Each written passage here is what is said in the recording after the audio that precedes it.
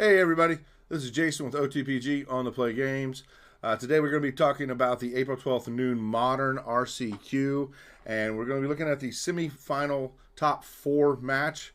We're going to have Jack and Westin with me today doing some commentary. Really happy to have those two players with us. And we're going to be taking a look at the brackets here for a quick second. Let's go ahead and transition those in. Where we had our last video was the matchup between Westin and Jack. Westin took that one 2 games out of 3 with his Eldrazi list. Philip was able to move ahead into the top 4 also with Eldrazi. Westin's Eldrazi list having a little bit of a blue splash into it, which we'll see how that kind of played out in his matchup against Philip. Philip kind of pushing more of a Karn package in his list, and that did kind of have an impact in the 3rd game. It was pretty interesting to see how that went, and we'll see how Westin was able to take that match in just a moment. I just want to give a shout out to the Goose Creek Zenergy Gamers for hosting the regional championship qualifiers. Very, very cool to have them doing that. They've been such a big player in the community for both Magic and all sorts of trading card games. So I just want to give a big thanks to them and that huge $500 cash prize that was in for that event. So really, really cool for them to do that. So with all that said, we're going to move to the next segment and bring in the commentary from Jack, myself, and Westin. Hey everybody, this is Jason with On the Play Games. I am joined today and thankful for having Jack Stalcup. Did I say that right? I still probably messed that up. Yeah, you got it. I am so terrible with names. You should have seen me with Matt Rohauer's last name. It was terrible. And we also have Westin Miller with us. Westin, we're going to be watching another one of his games today in the top 4 match against... we were playing against Philip Langston. And this one, wow. When I got the chance to sit and watch this game to pull up all the graphics for it, it reminded me of the days of, like, land destruction. It was watching, like... matchup. It was so much landy going on. We're going to get to see just who gets to turn the corner on getting the first, what is it, microspawn? Is that the Microspawn, yep. Yeah, it's like the first person to hit one of those, and then it was like off to the races, you know. So that was really cool to see how that all worked out with the way the game actually played out and everything. So a little bit of your thoughts on it before we actually get to some of the gameplay. So, it was the first time I played the mirror since I picked the deck up. I'm typically a 4-color player. I just started playing it 2-3 weeks before. So I was kind of blind going into it, what to do. We talked about it once I realized I was going to play the mirror. And that's pretty much what the rundown was. It was destroy his lands first. Who can get a kick microspawn in game 1, and then Stone Rain, obviously, in the sideboard for game 2 and 3. But no, I was expecting either a grind or a get all my lands destroyed and not be able to do anything. That's, I believe, what one of the games were. And then we had a pretty grindy one as well. But I enjoyed it all around. It wasn't a bad game. Were there any big differences between your guys' deck lists? Oh, huge. He was on Karn. I've been a little underwhelmed by Karn. Which might just be my personal experience. He's a fucking silver bullet for, any matchup you could need to play against. But I just kind of been underwhelmed when I cast him. I was on a Teamer version with Null Drifter, and then I was playing Mystical Disputes and Consigns in the sideboard. So I had 3 Consigns and 3 Stone Rains in my sideboard. He just had the 3 Stone Rains, I believe. So I definitely had more hate pieces, and I was a little more tuned for the mirror than he was. Yeah, you had a turn. We're going to see in game 2, you had a play with the Consign to Memory that I think absolutely just wrecked his turn 3 play, I think it was. We'll take a look at it in a little bit, but I think you'll see it. It may have even been his turn 2 play. But you absolutely wrecked one of his plays. I'm not going to give it away. Little spoiler there, but the consign to memory just turned the game so hard, and you not only countered the spell but also stopped the trigger all in one spell, and really got a lot of advantage out of it. So without further ado, we're going to transition a little bit here. All right, so we're moving over to the tables now. We're going to go ahead and start some of the action, and the guys are shuffling up, getting their decks ready. I really love that 30th anniversary mat. The little sparkle that it has is pretty sweet, and all the different little symbols for all the different set symbols for the sets. Yeah, thank you for correcting. Both masters the scariest color, white. Yeah, the whites. It still doesn't beat your dragon. Getting dirty. As you can see, it's a little more gray than when it started. It still doesn't beat the dragon mat, though. Oh, yeah, I love that mat. Both y'all come out with a Devourer of Destiny. That's pretty sweet. Little fist bump to that. I feel like Devourer is shaping up just so many hands, like no matter what they are. It's a preordained island, you know. It does have that feel, especially on the draw. When you draw the card, it's so good.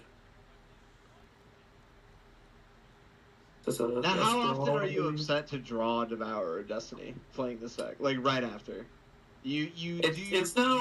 like whatever. Even if you don't have one in hand, you just top deck one. It is what it is. It's not like Gemstone Cavern where you're like, okay, well, you know, that was the best time to play it and I couldn't. But it's definitely not preferred. But I'm not like, oh, you know. Yeah, I feel like it combos with Ugin's Labyrinth well enough that like, oh yeah, there are plenty of hands where you're even happy to top deck one. Oh yeah, absolutely. It's your 7-drop. It's just a 7-drop for Ugin's Labyrinth, and then you know, it's a card that exiles something on cast. Cast triggers being, you know, what make the deck so powerful, and then it's a 6/6. It's not you're not top decking Gemstone Cavern late game and being like, oh, of course. So you tanked on your Devourer for a really long time. What was, like, the decision point for you? Oh, I mean, how fast can I kick a Myco Spawn? You know, what gets me either a Myco Spawn or get to a Myco Spawn quick as possible. Was it between, what's that middle card? I see Forest, I believe K-Command, and then there's a middle card there. And I'm trying to see what the third card is. I just want to know what the debate was. I think I ended up keeping a temple on top. A temple, okay. Yeah. Great for return, and obviously Myco Spawn, so I was like, I gotta keep this. I think I had a return in hand, I could be wrong. Here's a Labyrinth, Imprint, I think an Ugin.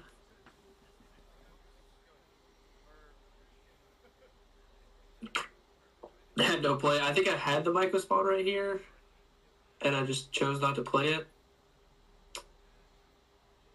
He also, Philip had the option to cast Malevolent Rumble on his turn. He declined, going for the ramp instead.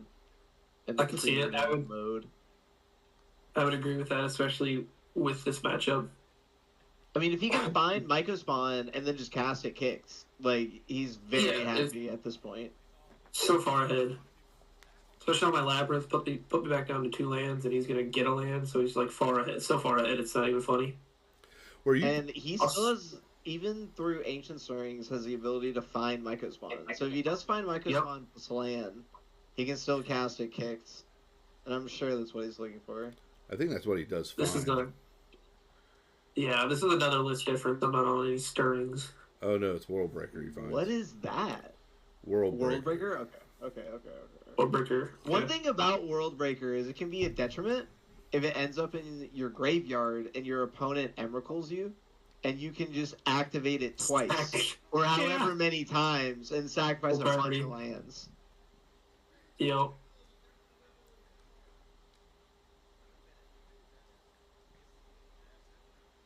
Okay. And he's using the floating mana from the Utopia Sprawl and tapping just Cavern. He finds Myco Spawn. Yep. But it's a little late. Wait, no.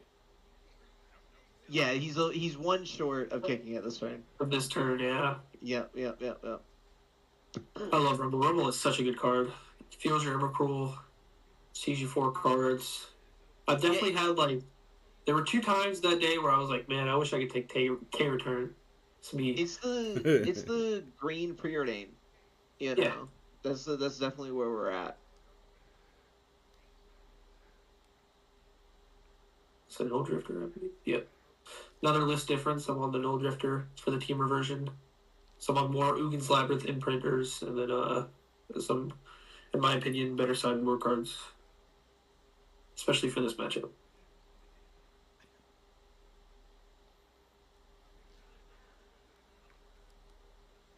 Is this another end-step K return?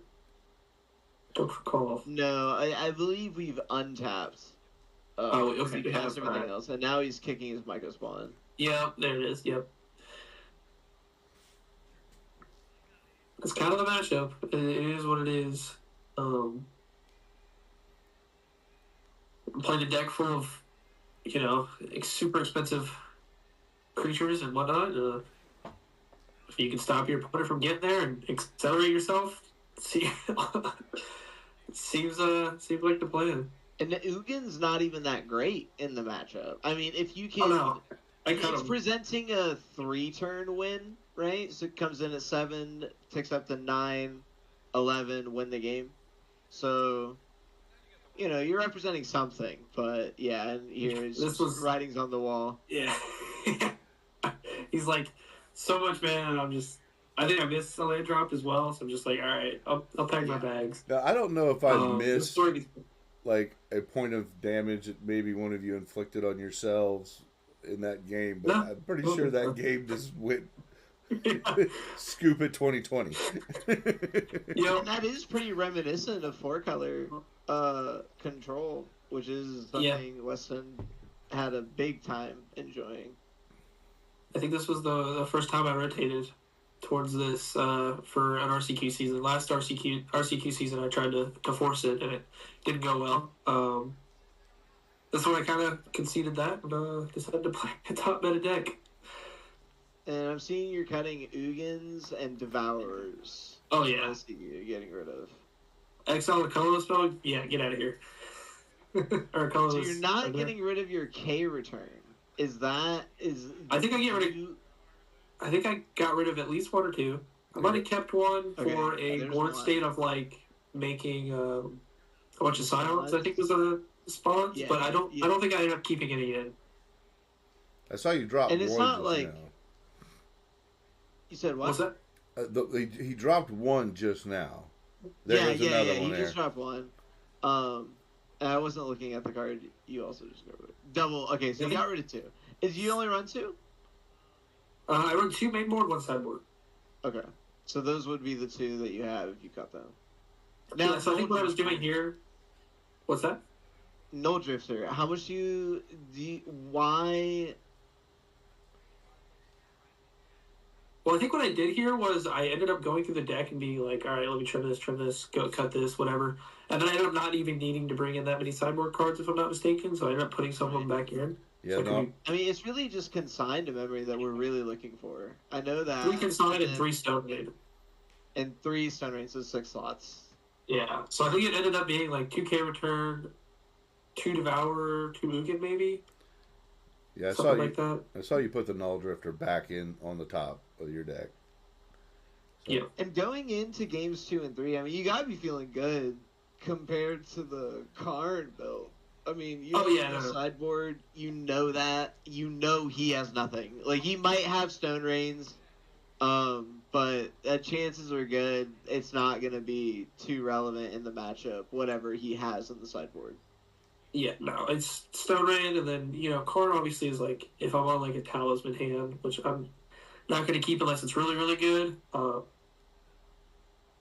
kind of shuts me down. And then he obviously can Stone Brain me for, like, Emrakruls or whatever he may be most afraid of. But no, against card, I'm not super upset if a card resolves. Unless he gets on that liquid metal coating plan with uptaking and destroying my lands. Then, obviously, any deck's not happy to have that happen to it. And interesting note: no liquid metal coating in his sideboard. Interesting. Yeah, I was wondering because he pulled like 3 cards out of his sideboard in the third game. And I was like waiting for him to go there, and then I looked at his sideboard and I was like, oh, that's why. This just wasn't there. I'd play Karn. I feel like liquid metal coating is always the fallback of like, all right, I don't know what to grab off a Karn. Nothing really feels great. All right, I'll just grab a liquid metal coating and start destroying their lands. Well, maybe we'll get a chance if he watches the video. Maybe he'll put a little comment in the comment section and give us a reason why he decided not to go that direction with the sideboard choices. Be very interesting to hear that.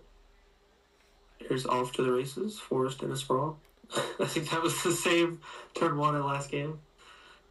And I think, did he get a... Yeah, he got a Devour. I didn't.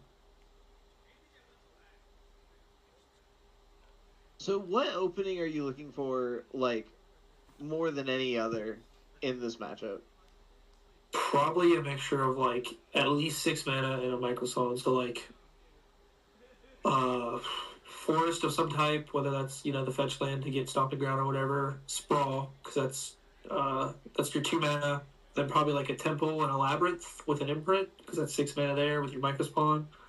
Obviously, I want to see my hate cards. I could turn to a Stone Rain with an Ugin's Labyrinth and a Stomping Ground. So that's also pretty nice to see. And I don't hate just a good sign. Makes me feel a lot safer. I think I see Stone Rain in your hand right now, Mm-hmm. and I think that's got to be your play at this point. It seems amazing to just get him off of an Ugin's Labyrinth with Imprint. Yeah, and just probably. turn. We'll see. I'm not I'd be a liar if I said I remembered. Yep. Was a Yeah, long here game. it is. Here. Yeah, It's too juicy. It's too juicy. There's no reason not to. How would you not want to do that to somebody? Yeah. Yeah, down to 1 permanent in play. It's your turn 2. Go ahead. And he still digs. He still is, Here's a Rumble. Yep, he's back up to 3 mana already. Like, it's so crazy how good that card is. The Rumble. I love it. So strong. Let me see Microspawn again. And I could see just taking Emrakul here. I'm curious to see which way he goes. I think Emrakul is actually like a big statement to say, like, I'm going super endgame, but Microspawn is probably just the best card. Especially after we've already destroyed his. So, like, even just to get back even with land drops, he's got to, Yeah, he's got to undo that damage for sure.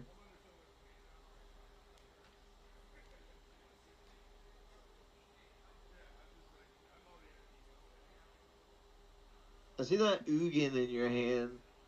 I know we want to get it on the table. Yeah. I kept one in just in case the match got grindy.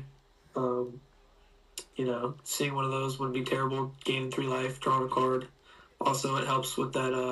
I think we see in game 3, or maybe it wasn't even this match. It was the last match. I was able to cast Emrakul with like 2 or 3 lands in play against you, just because I had an Ugin. So getting that mana sometimes even is just like helps you get there. And I think this is, looking back, a misplay to cast the Null Drifter. I can't remember what the rest of my hand was, but I do recall... You were debating K-Command. That was your debate. Should you cast K-Command or Null Drifter? I definitely should have instead K-Command. Yeah, no matter what, just if we're playing Null Drifter, I wouldn't play the land because we could find Temple. But if we go end of turn K-Command to just ramp, that would put you at...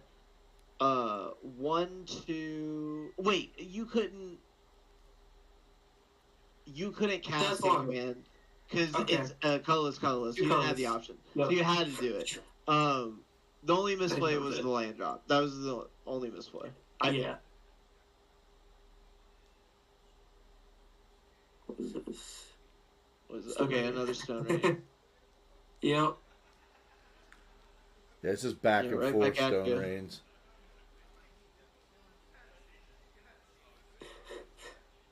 Stone And so Rain. he still has a Myco spawn, and he only Immediately. 3 mana, so he can't just like soul land Myco, which is nice. Yeah. Here's a immediate return Back of and forth. Stone. Why did I go? Oh, I had to cast Stone. Duh. So at this point, we've had 3 Stone Rains played. Yeah, this is the matchup, as Westin said earlier. Yep. It's so great. And it is proving true. Thankfully, you can cast your K command off Ugin's Lab. I think you're just debating the imprint, and you do go for it. Yeah. Oh, you abuse some K command. That's so good.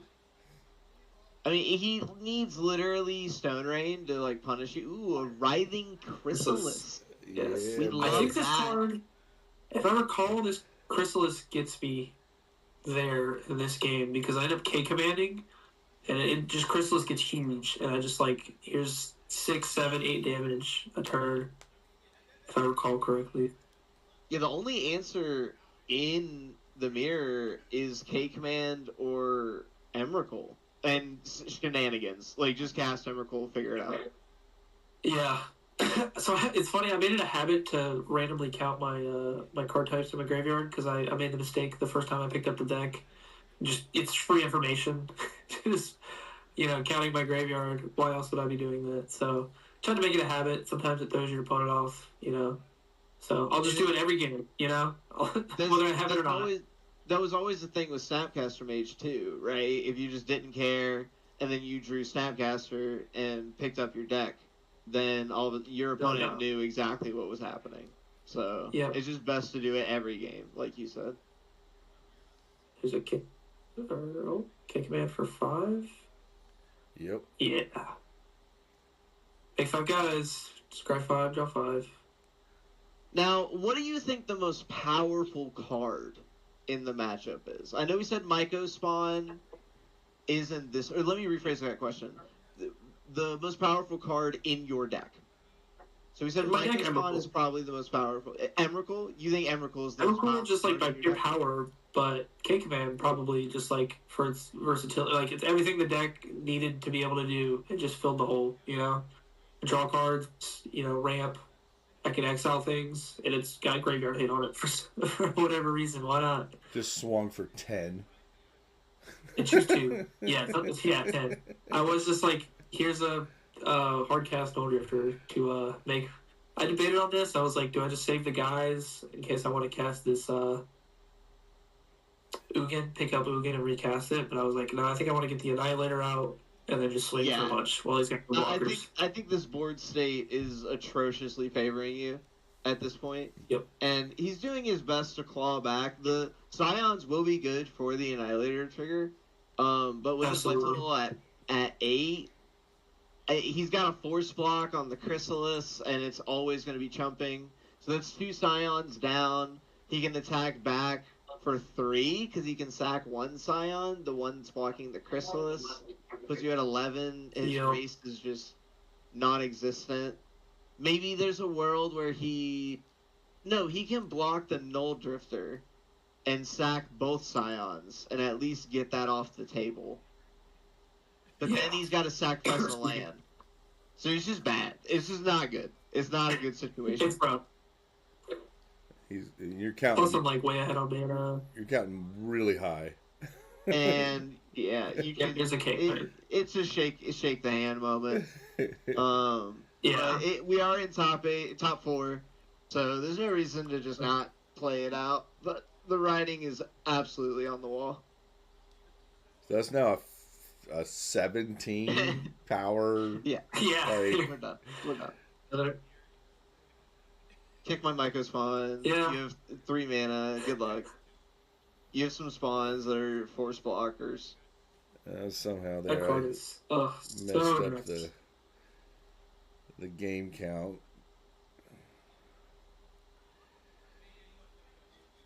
Oh yeah. That's supposed to be one green G for Westin there. Got a little ahead of yourself. Yeah. Some foreshadowing. Uh-oh, what's this guy doing? I'll have to go in there and slide a white G up in there. So, Weston, what's your range of hands that you're willing to keep on this deck?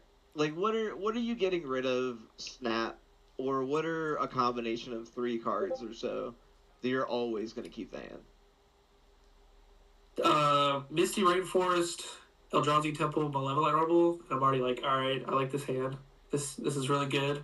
I definitely like the 2 to 3 lands is preferred. I want to see colorless sources. Game 2, I kept like Cavern of Souls was my only colorless source, I believe. Maybe the Labyrinth as well. How often does that come up? Because I know we're only 1 soul land away between Eldrazi Temple or Ugin's Lab, but how often do you feel constricted? What do you mean? Like if you have no colorless pips in play, and then you find a temple or you find an Ugin's Labyrinth, the problem is solved in 1 land. But how often does that come up? Yeah. Where you're like constricted on colorless mana between the talismans and etc. The spawns as well. Not super. No, I don't think it's ever been a game except for like when I thought I misplayed on the second game. But I couldn't even cast it, which was probably a little relevant. But I never played the game, so is what it is. But I don't think I've had a moment when the deck was like, all right, I don't have colorless. What do I do? Which nature of playing 8 soul lands. And here we took a mulligan. What was bad? I think it's just too slow. Or I don't. Way too slow. I think it was just too slow. Dirtled. We're game 3 of top 4. I can't keep an alright looking hand. And I think the 6 was a whole lot better, if I recall. How much do you think the play draw matters in this matchup? Quite a bit. Like, just big on the play. Getting to, 6 mana quicker. Like, it's very important. Or the 2 mana, even, with Ugin's Labyrinth, Stomping Ground. I see what you mean about the 6 being a lot better. And you ditch a Rumble. Don't recall why. Or double Rumble. Maybe a double Rumble. Maybe. A beautiful I think I draw inside there. Absolutely. Utopia's Sprawl, I'd imagine blue. Now, you called blue I don't think you have here. another blue. Yes. You called blue here, which is a huge tell. A huge tell, I think. I think it doesn't necessarily say he has consign in hand. I think it says, I don't have another blue source. This is my blue source. That also, and just like, it's a stomping ground. I've got the red and the green. And I need the blue for the Dull Drifters. Okay. And the consigns, which he doesn't know I have at the time, but I'm already on Dull Drifters, so it's not like, I have a blue sideboard card in my hand. It's just he needs blue mana. All right. And we did top deck Misty Rainforest, so all of that can kind of go out the window. And if Philip really reads into it, he more than likely knows you just drew that. Or at least recently. Yeah.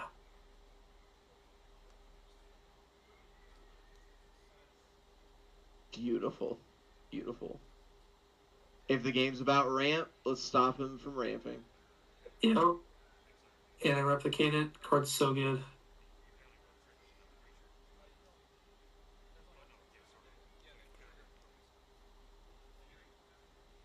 Just ouch. And here you draw just being able to Stone Rain, another great top deck. Just top, my top decks that weekend were very, very good. I cannot front on that. And I'd imagine we're just going for commercial district at the end step, just to like surveil just for free. Yeah. Hopefully see more, hate. Already back up to 5 mana. And another one. one. Another microphone. Undo what I did.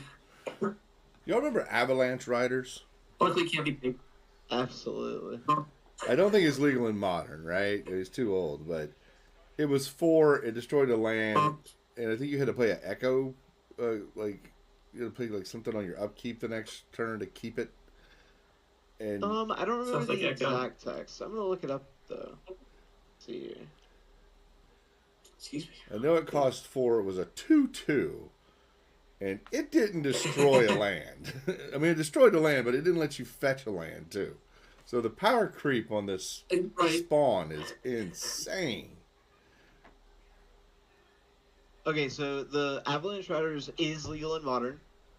Okay. It is 4 mana, 3 in a red, creature, 2/2. It has haste. He is a human nomad, and it has Echo, 3 in a red. When it comes into play, destroy target land. So that is Avalanche Riders. It is Myco Spawn is leagues above it. It is very, very disgusting. Yeah, it appears in the commercial district, as you said. Looking for more cards, maybe even looking just to feel Oracle. I just want to find Myco Spawn, and here it is. Here it is. So, the perfect card.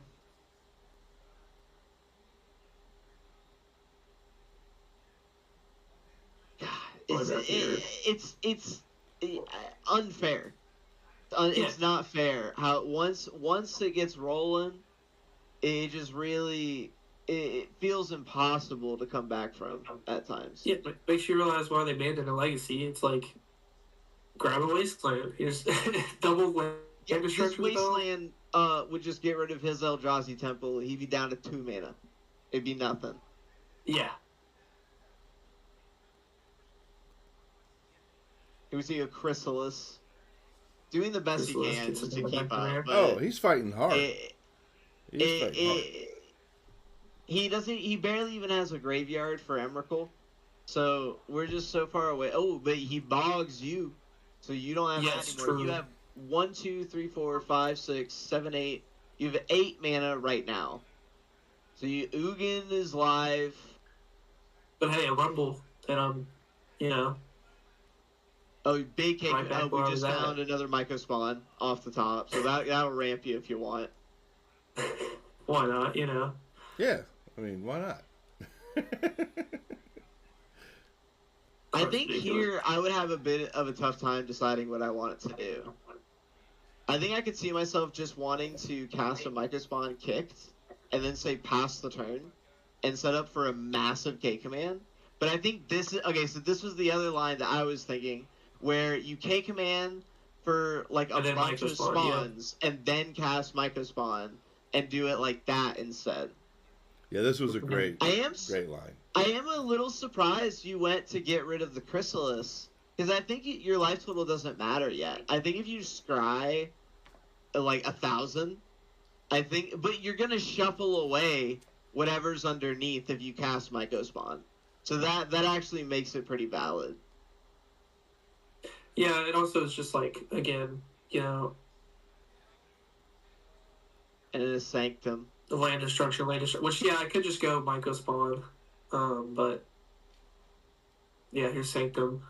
Kind of at that point where I want to start burying them. Ooh, scary card to see. I would be afraid of this card from Philip. Oh, absolutely. How far away is he from Ugin, right? Even through all this land destruction, he's still at 6? Okay, so he's 6 with the mana. Yeah. That tells me he has something. There's something in his hand that he wants to cast. Yeah. He's got the gas, or he's got the, A Stone Rain. Yeah, I think Sanctum is the hit here. Because you're both in top deck mode. Yeah. At this point. And you have a Rumble. Now Philip's turn to shake. Yes. Like I said, the bog is almost irrelevant at this point. Just completely refueled. So I imagine the pick is Ugin or Null Drifter. You go for Null Drifter. I think I like it here. He doesn't have I like No enough Drifter turns. because Ook is not excelling. Yep. The Annihilator It's has not, like real text. And I'm just drawing more cards, hopefully seeing another Consign or a Stone Raid or a Micro Spawn.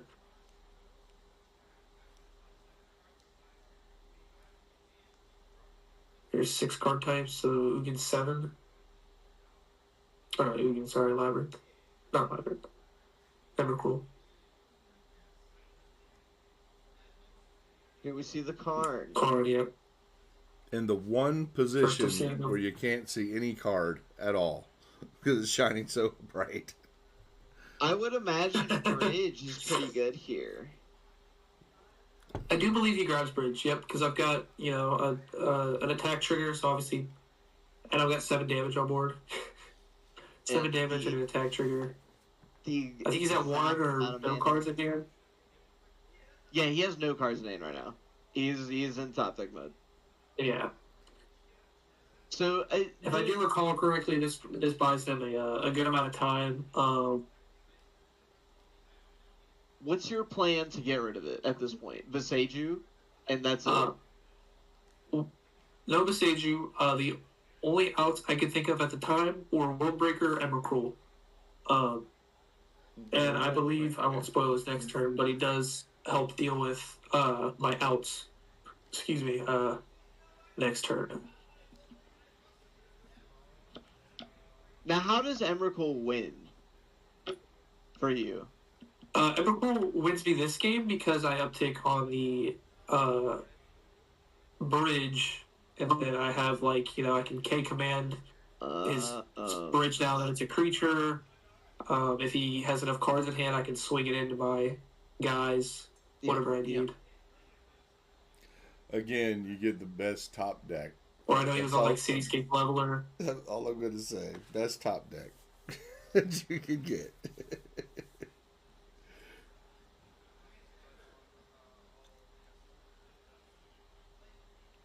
Oh, yeah. And it wasn't even your top deck. It wasn't even your top deck, is what's the best part about it.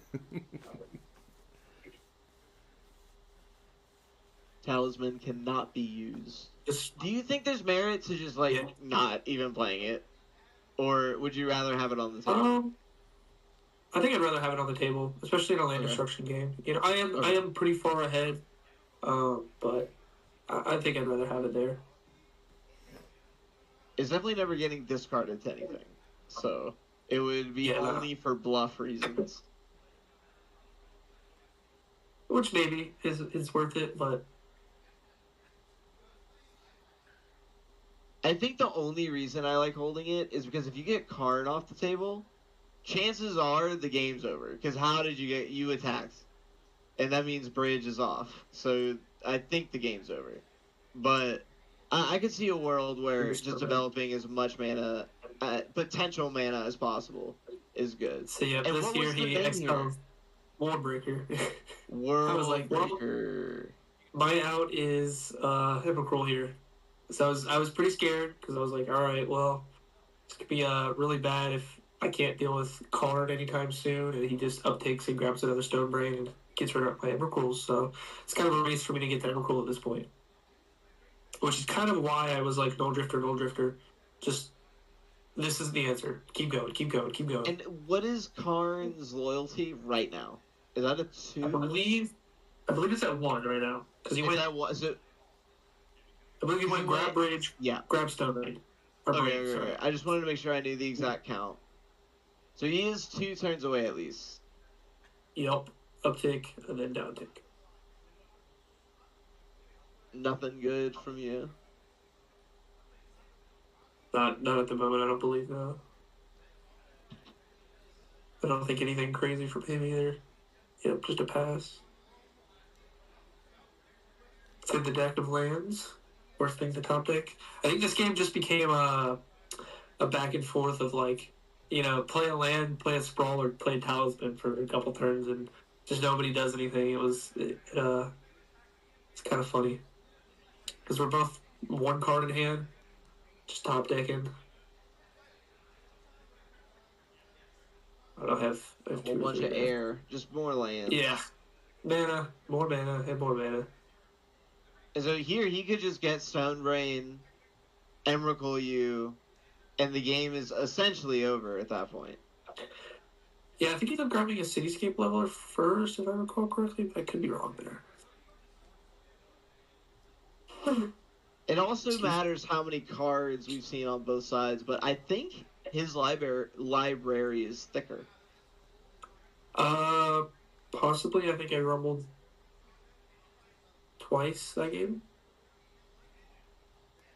There's definitely at least 10 plus in mine. But he did Devour, I believe, at the beginning of this game, if I recall. another land. Or no, sorry, Sprawl.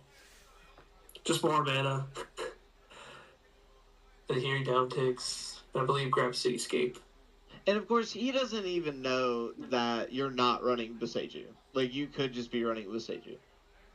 It's less than likely. I know he's not on it either. And if I'm adding a color to my deck... He has a Boseiju in play right now. So he has it. Oh, wow. He has it. I didn't realize that. But yeah, maybe. Yep, here's the Cityscape. And he did just look through your deck, so he may have taken note of it as he was thumbing through it for the World Breaker, but quite possibly not. That's also true. He should. Maybe his plan was to build up. Maybe his plan here was just to build up a board state and then have enough power and have dealt with me enough to just kind of swing out all in one fell swoop. More mana. Lyco Spawn. Lyco Spawn. And this was just I more lands out of the deck. That was literally the only thing I was thinking at this time. I was like, get the lands out of my deck. Yeah, and I'm very happy to see Bog on the table. Bang. Yep, just getting rid of that. Yeah, it's a great call. Because he had a nice fat graveyard.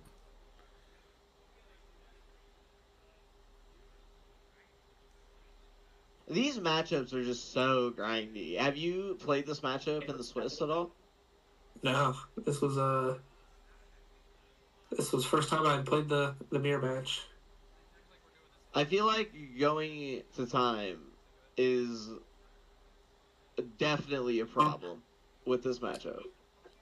Yeah, I could see it. Especially if, no one's willing to concede when they are down to 2 lands and somebody's at 8 or 9. I can sit here with more mana but not have any threats. Just give him time to rebuild back up if that's what it is. But sometimes people concede. But in a top 8 situation, there's no point to. Might as well give it your all. Slammer. Emrakul. We found the out. Slammed him real fast. I was like, this is what I needed. Now this is where I'm talking about perfect top decks. Yep. This is hilarious in the worst way for Philip. Oh, yep, I recall. He pulls. We draw some uptick on card for the bridge. He top picking the command was also really good because I could deal with it. Like if he drew anything that other than that. If he didn't draw a K command, I don't think Emrakul is an out still. Nope. Because Ensnaring Bridge can't attack. It'll still see that he at least needs to have 3 cards in hand, but he wouldn't. Yeah. So I don't know what else his sideboard is, but he might have, if he has like a Haywire Might that or does Haywire Might specify that it has to be an opponent's artifact? No, it can be anything. It would hit. It would hit. So it was kind of a hope and a prayer. But the K command made it a lot easier. I misplayed here. I made a bunch of Scions and killed the bridge. I should have killed the bridge, and then you could actually target. He had engineered explosives, but that wouldn't do anything for you. Not his deck. Drawing cards is definitely the correct move on this. Oh, absolutely.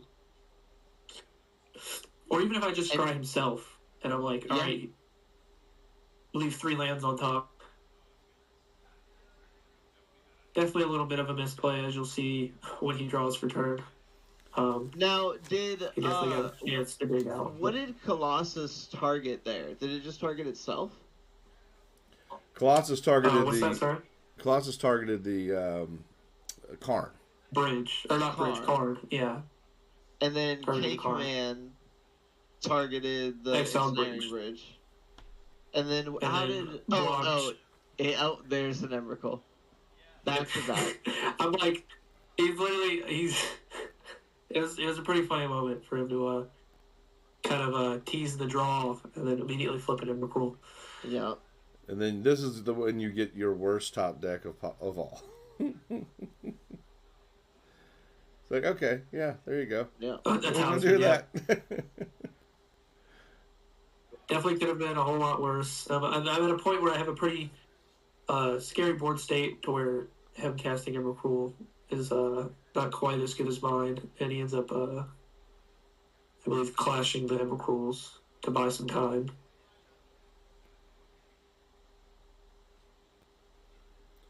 Even there, what do you have? 6 and 4. You represent 10 points of damage coming back even without the Emrakul. Yeah, the issue with simplifying the board state is that you are winning the board state. So if Philip reduces the amount of total game pieces in play, it's just a lot harder for him to fight it. But it's not getting better. The 1-for-1 is, yeah. 1-for-1 isn't quite enough with the board state I have to deal with me. I think I like just attacking with a Myco spawn and then just blocking and then saying like, okay, you're probably just gonna attack me with everyone next turn. I'll deal with it later. But he wants to. I even like attacking. Yeah, I even like attacking just with the Null Drifter and then sacking the Power Stone that he got from me killing Karn with his own Cityscape. But Consign off the top has got to be almost good game at this point. Oh yeah, because it's just he's looking for an out, and I'm just like, no out. There's a break. And that's it. And concedes. The back-to-back and on to the finals. Enemies. Yep. A very quick one, but on to the finals. Yeah. It seemed a lot faster watching it now than it was watching it, putting it all together. But yeah, man. It was a grindy match. It just feels so long, especially when we're both in that like top deck, some sort of mana source, no threat, like back and forth. It just feels like an eternity. It's like 4 or 5 turns, but it feels so long. Well, there's a lot to think about with these really long game matchups, right? I mean, even in standard, the domain mirrors, etc., like it's just ramping big spells and making the most of your cards as they come, right? Yeah. Yeah. But then your next matchup, I'm sure you were not too excited for. No, there was a moment where I overheard, while me and Philip were playing, I overheard that Infect had beat Primetime. I was like, we're playing for second. In my head, I'm like, this matchup is who's getting second. Yeah, and that was I can't wait to put that one together and get a chance to hopefully pull you guys together for some commentary on that one, because that was a quicker one. Yeah, that's going to be a really quick one to put together. I'm going to have to pull together all the images for the Infect deck, but that was I think out of all 3 of the games, I mean, that one was very enjoyable to watch. Watching how you guys battled over the land, just destruction, the microspawn.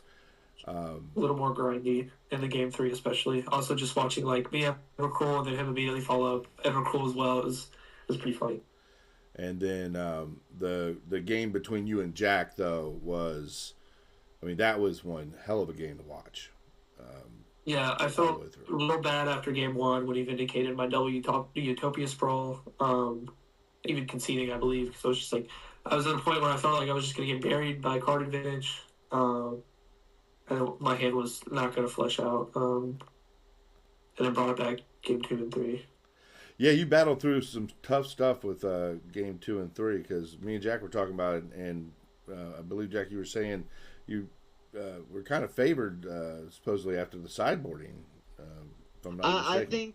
I think my total card count and of good cards in the matchup is very high compared to most Orzhov lists.